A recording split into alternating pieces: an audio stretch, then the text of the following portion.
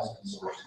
And then the next morning, I would go to teach my classes at the high school, and then go back. And I want you to know that reading the primary sources that I was doing as a historian was really relatively easy compared to what I was doing in high school. I'll tell you why. I go back every night, that little alcove, open it up, and there the primary sources would be as I left. They hadn't changed over. And I was reading them one at a time. Contrasting, but reading them one at a time. In the morning, I go back to teach my classes. And the primary sources that I had left, my students, trying to read their thinking, was stunning. First thing, often it changed over time. So, I read, salute the day, and yeah, really got it. And then I come back the next day and find out, oh, got really dumb. 24 hours. I am not politically correct, but trust me, some of my students have really dumb. And on top of it, I was having to read all my primary sources simultaneously. And they were coming in gathers. 26 to 36 were the classes that I was teaching. And I was teaching 6 classes a day. Complicated work, far more complicated than it was to read primary sources in serial fashion. So the doing of history teaching, the doing of economics teaching, the doing of social studies teaching, I'm going to argue is far more complicated. But I also want to point out 3 other words. I'm going to come back to these. Support, extend, or challenge. These are what I call cognitive tools, tools that we think that I'm going to define that in a second. I was doing research in the year 2000 in Detroit, and we couldn't get the Detroit kids to read more actively. We were trying all kinds of things. They were reading the way I was reading as a high school student. As a high school student, I never actually read the chapters. I would go back to the questions at the back of the text that were assigned, and then I'd skim. And I never really read it. I never read a high school chapter in my whole career. But I was skimming, and then I would copy down the answers. Because all I needed was C's without caring about it. I would only copy down a couple of sentences and decide for the questions. That's what the kids in Detroit were doing. And we were trying to figure out how can we make them more accurate readers. And we stumbled on this. We actually did some self-analysis, what made us accurate readers. We realized that these are 2 doctoral students that I was working with. We realized that we read things to support, extend, or challenge what we already knew. In fact, I almost defy you to find me another verb that you could use to explain what new information does. Piaget is actually the same. This is assimilation and accommodation. So what we did was we tried this with the Detroit kids, and it actually worked pretty neat. We asked them to tell us to give us a speculation and conjecture on what the topic we were talking about, and then we said, okay, this textbook is you can support, it's going to challenge what we think, tell us what it does. Don't tell us what the author says. Tell us what the textbook does to your thinking. It's almost like magic. All of a sudden, this becomes an obstacle or a force. So I'm going to ask you, did what I present today support, extend, or challenge what you currently understand about teaching history and the social sciences? So today I argue, so this is what I'm going to argue. If we make the literacy and inquiry practices and the cognitive tools of historians and social science essential to our teaching, then it will help us meet some of the problems of doing the teaching and learning of history and social sciences. So my presentation over the next 20-some minutes only makes one point, that's it. That if we use the literacy, inquiry practices, and cognitive tools of the disciplines, those things will help us meet our problems, our teaching problems. Now, this is a presentation with 3 keywords. Keywords is a phrase that came from Raymond Williams, a great sociologist who wrote in the 40s, and he argued every culture, every society has keywords that the culture rotates around, revolves around. He said equality and freedom, for example, or American culture. And I think very deeply about what keywords are. And in my research, in my work, these are 3 keywords: practices, cognitive tools, and problems. So let's start by talking. What do I mean by practices? Once upon a time, I used the word habits of mind. In fact, I was on the AP committee that created the AP World History course, not the test, the actual course. We made the presentation. And afterwards, ETS asked me if I would write an essay on world history's habits of mind, which I did, and it's in one of their volumes. And once upon a time, I was thinking about, yeah, that's what we're about, treating habits of mind. But then I began to realize, actually, that's pretty early to think that I can have a 14-year-old for 180 days, and I can develop habits of mind that scholars have. I mean, I went to graduate school for 7 years to develop historical habits of mind. It's a little bit pretentious to think that I could turn a 14-year-old into a mini historian. So I began to become more aware of practices. Practices are embedded in the community.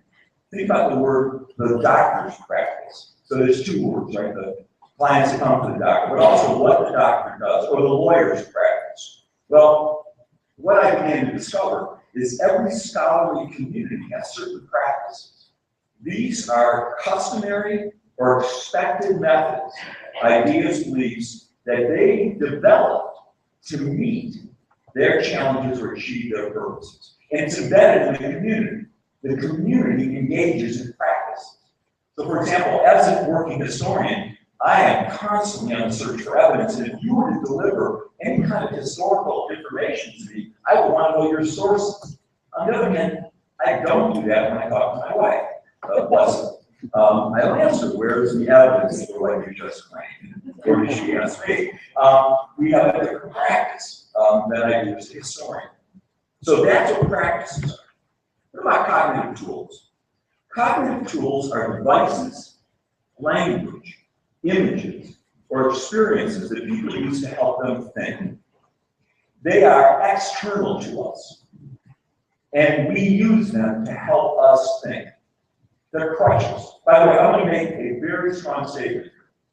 I'm going to argue that we should be giving our students crutches. We should be giving them cognitive tools to help them do the work that we want, that we think. Anybody that would tell you, no, you shouldn't give kids crutches, if the kid needs the crutch, that's just being cruel. And the crutches I'm going to talk about are cognitive. Let me give you some examples.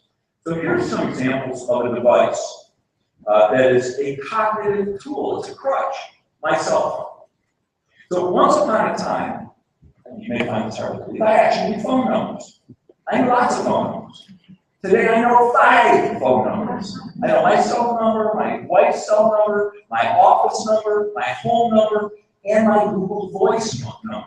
I've got 3 kids that I love a lot, and 5 grandkids, and they all live on the West Coast. I cannot tell you their phone numbers. On penalty of death, I couldn't tell you their phone numbers. I can't even tell you 2 of the 3's area code. Now you could say, yikes. And this is the person that's definitely invited to lecture us. He's yes, what not? Or you could say, yikes, with this cognitive tool, a thinking tool, he probably has access to 2,000 or 3,000 phone numbers. There's another example. So the GPS is a thinking tool. It helps us think geographically. By the way, the same thing we are discovering is true with GPS.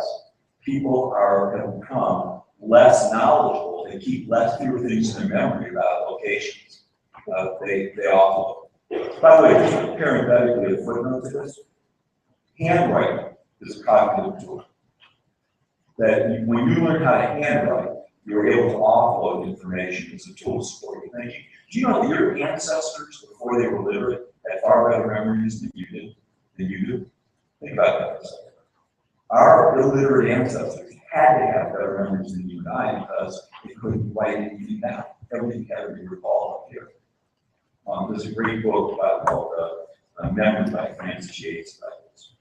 Another example of cognitive tools is language that people use to help them think. So for example, the argument that I was making, support extended challenge, I would argue, is a language that if people use it, it encourages them to be more active in relationship to new information. How does it support, extend, or challenge your thinking? Not what is he saying. How is what Bob is doing supporting, extending, or challenging what we think about teaching? Not what am I saying? Who cares what I'm saying? It's your ideas. That's a tool. There's other tools. Words that historians use like Reformation, age of discovery, or age of restoration, those are tools because those things help historians frame huge amounts of information. You know, for example, the Renaissance is a lovely term to describe what some people in Europe were doing, but only some. It's a tool to organize information that historians use. How about images? Images are experiences people use to help them think. Every chemistry classroom has that image. Few chemistry teachers actually expect anyone to memorize the periodic table. Well, what they expect them to do is be able to use it to think. So that, to me, is a perfect metaphor or an analogy or an example of a cognitive image that helps chemists think about the history or social studies class. Maps are that way.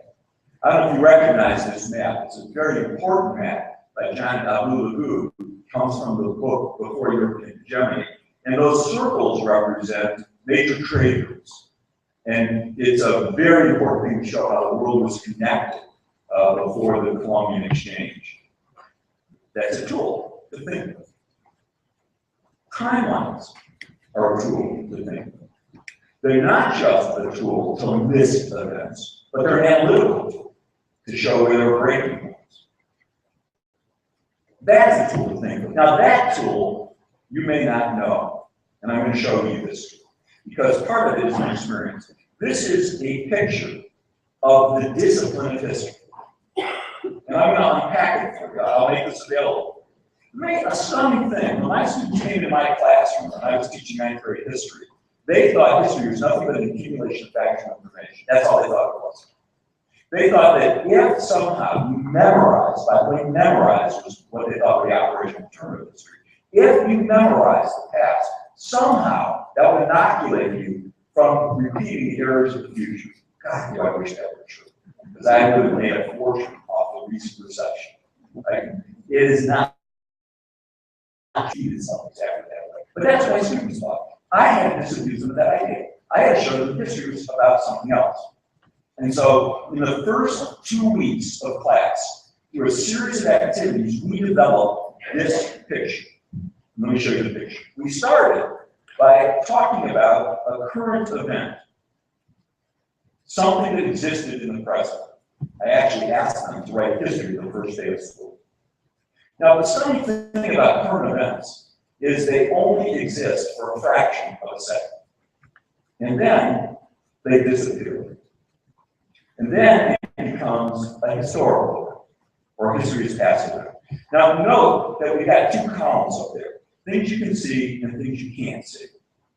You can see the present. You cannot see the past.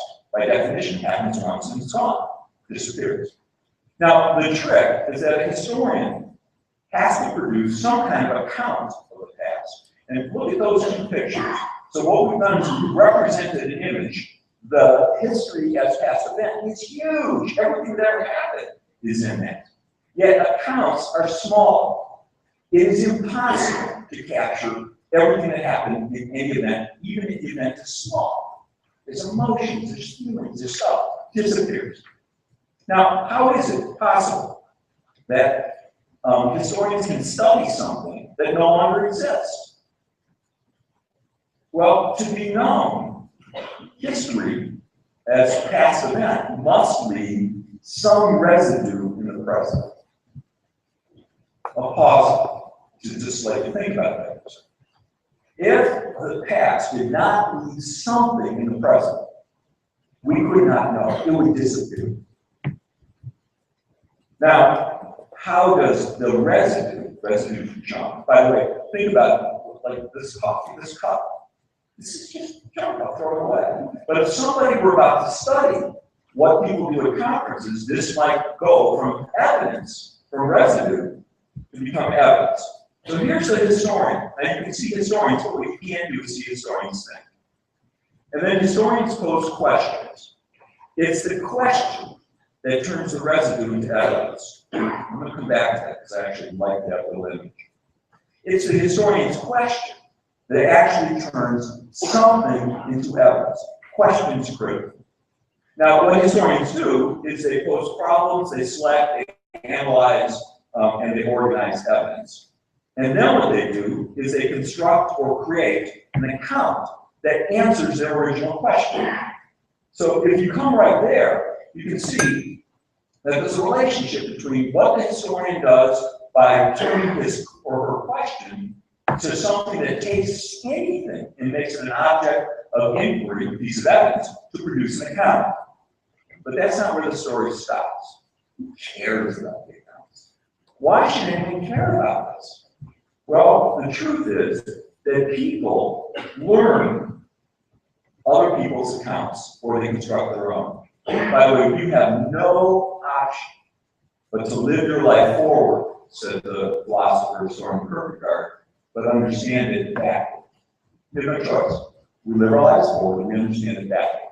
In fact, if you can't understand your life backward, we have names for that. Amnesia or Alzheimer's. Prevention from actually, we call those pathologies. So what's the public do? They use their understanding of the past to make sense of the present. And so now what we've got is a picture of the discipline of history. Note, history in this picture is far different than the accumulation just of facts. Historians are thinkers. They pose questions. Their questions make history come alive, and then they produce answers. So I took my students through about a 2-week experience of this, which we talk about in the Q&A. And then this became a poster. This picture hung in my classroom. And then what we were doing was like any good math. I was asking my students, where are we? So I'm about to give you a lecture, I would say to my students. We're going to talk about the Chinese emperor pulling back Chen Ho's navy. Before I give my lecture to you today, where are we on this map? Am I offering evidence? Is this an account? What is it? What's the textbook? So my students were constantly locating themselves because of this map. So cognitive tools then are devices, language, images, or experiences that people use to help them think. I don't use the word scaffold. Scaffold is very similar, but scaffold by definition should get taken down and no longer needed. Some of these tools we will always. I can't imagine I'm ever going to go back to memorizing thousands of phone numbers. I need that cell phone. That's a tool. What about problems? So problems are stimuli that cause us to think. This is the John Deweyan definition of problem. It's not just something that you can hide. Problems are good. Problems cause us to think.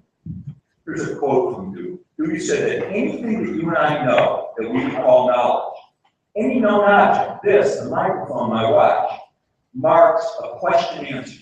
So every single bit of knowledge that we know was once upon a time a question, or it was a difficulty that someone disposed of, a conclusion that someone cleared up, an inconsistency that someone reduced to coherence, or perplexity mastery. Everything was that. Bain's corollary to Dewey, what we do in school is we typically give kids answers without the questions, or worse. What we do is we give them the answers, tell them to memorize these answers, and then we ask the questions at the end to do what? See if they've learned. In that sense, this school is too often, for most kids, a bad game of Jeopardy, where we're forcing them to memorize the answers.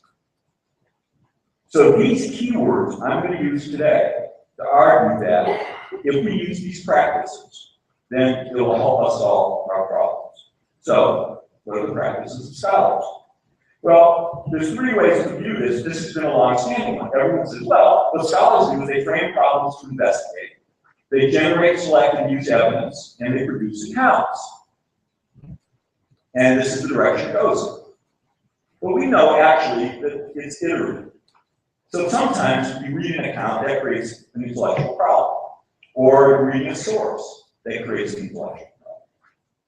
But, by the way, that map hangs in many teachers' classrooms now. So they can show that as a tool that helps kids think. We don't start anything without some kind of problem to investigate. But there's a lot that's not captured in that triangle. It's actually quite simple.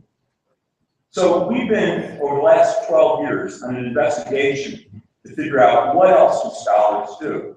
And I've conducted think-alouds with historians around their books. We've done stuff with teachers. John Zimmerman wrote a great book on textbooks. Carol Burton, great book on the American Constitution.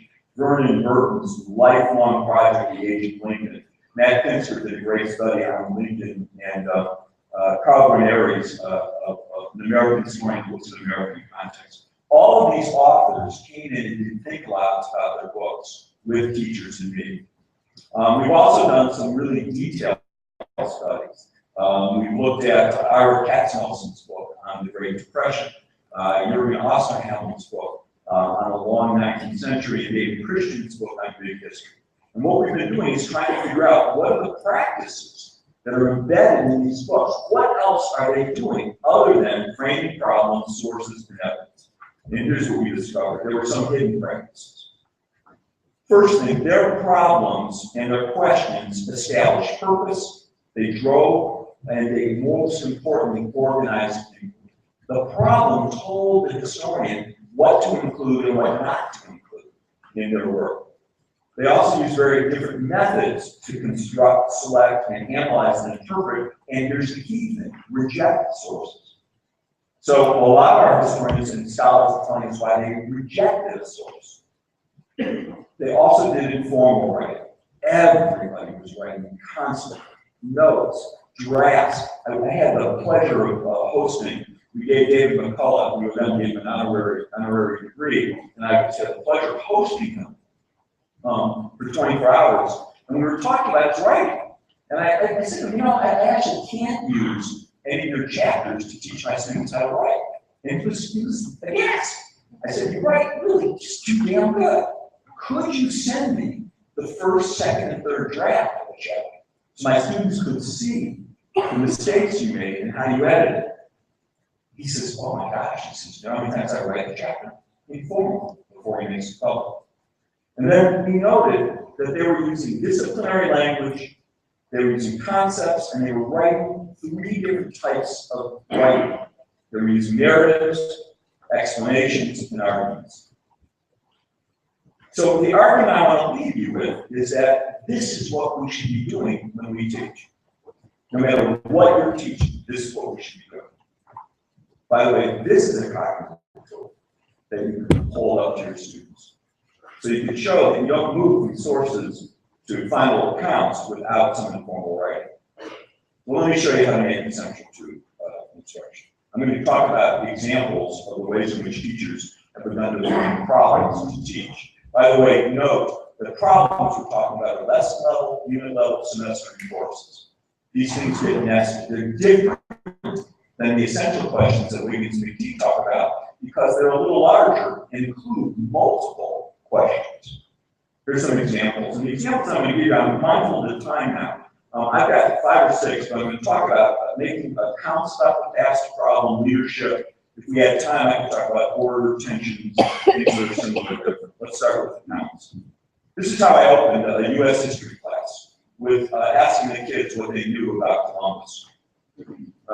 Ben said, well, the people in Europe didn't know anything about the United States or Canada because they hadn't been there yet. They wanted to get to China to trade, but most of all, they were scared to cross the Atlantic. I asked them why, what were their fears. Ben said, well, they all thought the world was flat, and you could fall off it. I asked, how long do people think that? And I said, all the way back to earliest times. Everyone always thought the world was flat. That's what I was looking for. So I asked them where the idea came from. And so we started to look at, there's the jingle, that famous jingle. You know, the second verse of Columbus sailed the ocean blue, 92. The second verse is, he proved the earth was round, not flat. The flat earth is a common parlance for superstition because it's only a globe. People were dumb, they thought the world was flat. This is actually from a scholar, Washington Irving. This was Washington Irving said, no one, the council settlement thought Columbus would fall off the edge of the earth because the world couldn't be round. Otherwise, people on the other end of the earth would have their feet coming out of their head. If then, by the way, this is the second time I've shown you this if then. This is a cognitive tool we use with students. put this up all the time and then ask them to fill in. What's the if, what's the then? If people always thought the world was flat, then I asked them, how do they explain the following? So they read about Aristophanes, who was a Greek in over 1,600 years ago that calculated which circumference of the earth. Or what do you make of Prometheus holding up the globe of the heavens? This, by the way, is challenging their thinking.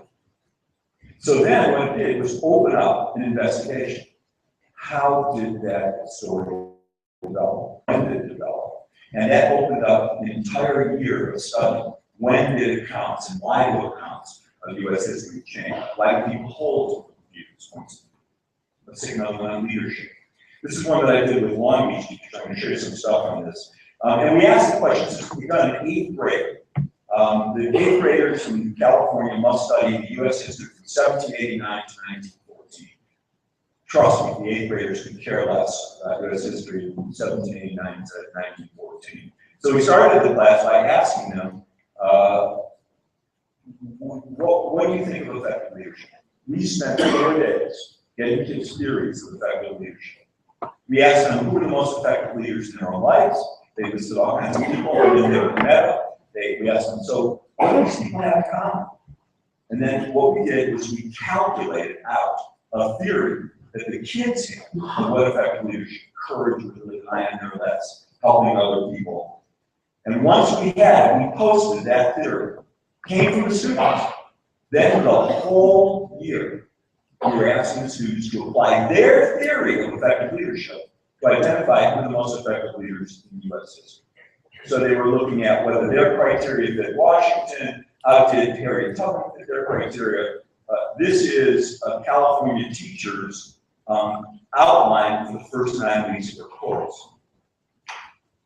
What do you think those numbers are under Washington? Stacy in. This was that teacher's lesson plans, concept map for Jefferson. What was in the center? Was Jefferson an effective leader? And the students had to use facts and evidence to do this. I'm going to come back to it. I'll skip some of these. The problems, of course, should be big enough to fit lots of questions. They should cross time and space. They should be open-ended, but they must have evidence. Kids must use evidence. You have to hook and land the students. When I say hook and land, hook is a wonderful metaphor about getting kids engaged. You know how many teachers hook kids though, and then allow the kid to throw the hook? Because the hook doesn't actually get them to the end of the unit. There's just something we need to engage the kids. And all of these things require that the kids think on paper. Let me talk really quickly about evidence. Actually, I'm going to slide over this. I'm going to sum up the thing I'm going to say about evidence really quickly because I want to get to the writing. Whenever you pick a source of evidence, it has to do 3 things. 1, it must tie to the problem you're working on. It shouldn't be extraneous. If it's extraneous, then ask the kids to reject it. Ask them to support whether they need to know it.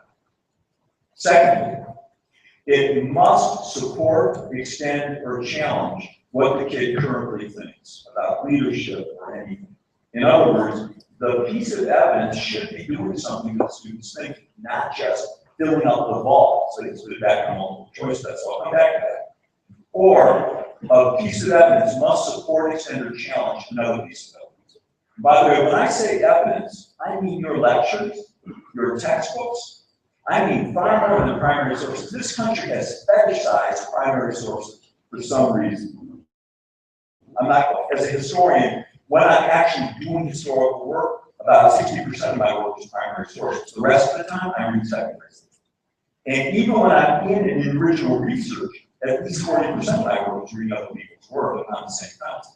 Why do we think it's only primary sources? Your lecture can be a good secondary source to help the kids solve the problem. Let me talk about the producing of accounts. First thing, you must make the purposes of the writing explicit. You must make the genres of the writing explicit, and you must make the language of the writing explicit. There are 4 ways historians write and scholars write. They write narratives. They usually describe what happened, or they show cause and effect. Or they write explanations. explanations are different than narratives. They don't have to be chronological, or they write arguments. I could spend a lot of time with that, but I'm not going to. I want to focus on some examples. And I want to show you some tools that we worked out. This is a tool that Long Beach teachers and I worked out. It is a tool to help students write. How this tool developed was we were studying our own students' writing, and we were panicked because the kids were writing like textbooks. They were just simply giving over facts. They were using primary sources. They were citing evidence. These are 8th grade kids. So the teachers were upset.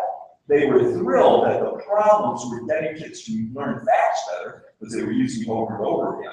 But they weren't writing very well.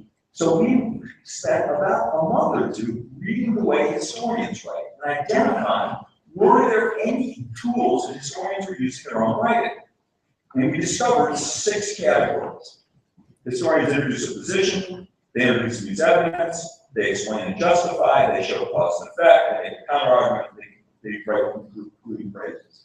Then we identified the phrases that historians used, and we gave the phrases to the students. Then we said, when you write your paper to explain whether Harriet Tubman was or was not an effective leader, you must use one sentence from each of those rows.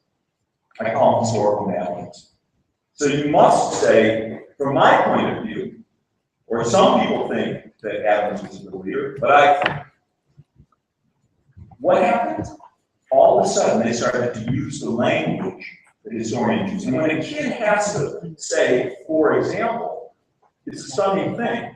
They often will give you the example that follows that. I call them historical methods. One quick comment, don't use the word opinion. I put it up there to remind us that if you say to your students, give us your opinion, they don't have to give you an opinion that is worth a damn. Because in this country, everyone's entitled to their opinion, and who the hell are you to say their opinion's not good? We always say interpretation. And some interpretations are better than others, and more compelling. By the way, this is a cognitive tool. It is both language and a picture. By the way, the one that we have on this, but the teachers, I have 3 versions of this, because one is doing right at the beginning of school, and then what we do is we increase the number of sentence starters so they have more choices until by the end of the term they can fill in their own. Here's another one. This hung in the Long Beach teachers' classroom. When a student talks, they must use one of these sentence starters. I'll make that available. We also found out that historians use particular language around time.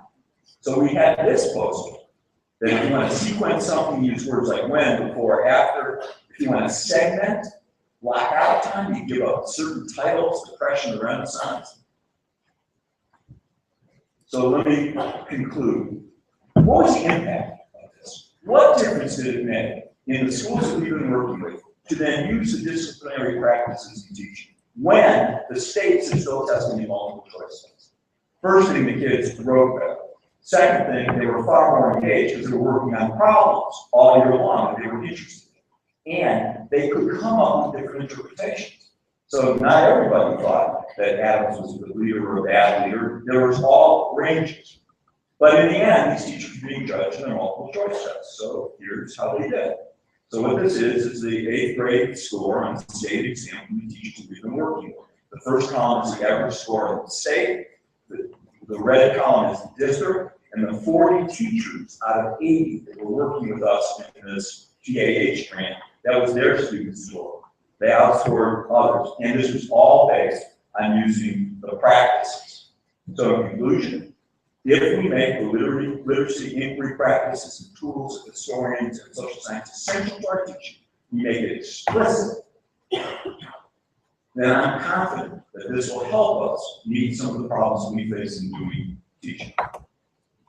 And this is what this is. So my question, did this support, extend, or challenge the ways in which you've been thinking about teaching? Interested in any of these slides? By all means, send me an email. Make certain the subject, it says ICSS 14. I'll send you a PDF of this, and then I'll also send out those tools and a couple other things. pictures in that, the PowerPoint of the Somali district. And then in conclusion, I do want to thank Iowa Council for inviting me here, Stephanie, Monty, Leslie, and all these exhibitors, and all of you for your attention. Thanks.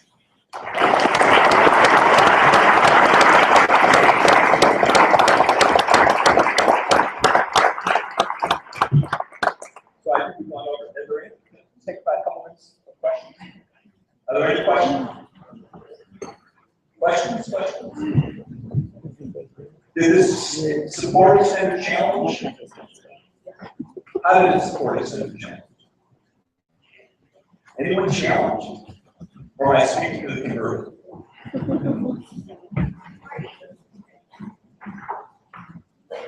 I guess that's a good sign or a very bad sign. Thank you for your attention.